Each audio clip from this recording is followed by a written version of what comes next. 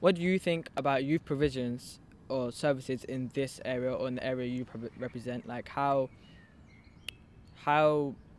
many do you think there are offered to young people? And sorry, just before you continue, and how do you feel they reach out and actually contact and let young people know about what they can do in their areas like community or just what they can do to get off the streets?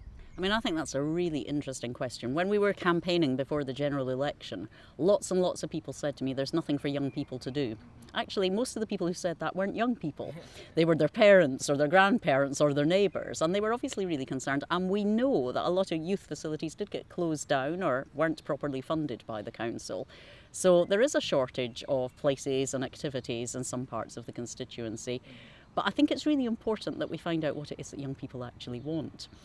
They're not just going to use facilities because we plonk them down in the community if they're not really open at the right hours or offering the right kind of activities, a place maybe just to hang out sometimes, or if there are things that young people want to participate in or learn how to do. We've got to make sure that we hear what those activities are and work out how we can get them on offer.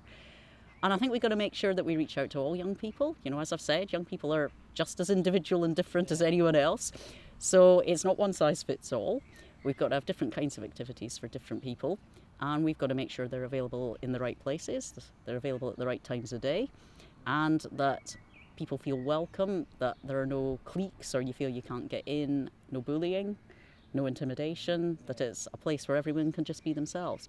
If we want to do this properly, we've got to make sure that we've got a decent high standard of activities for young people, and if we do that, you know, I think people respond if you give them good facilities. They look after them, they participate in them, and they use them as a springboard to do more in return for the community themselves.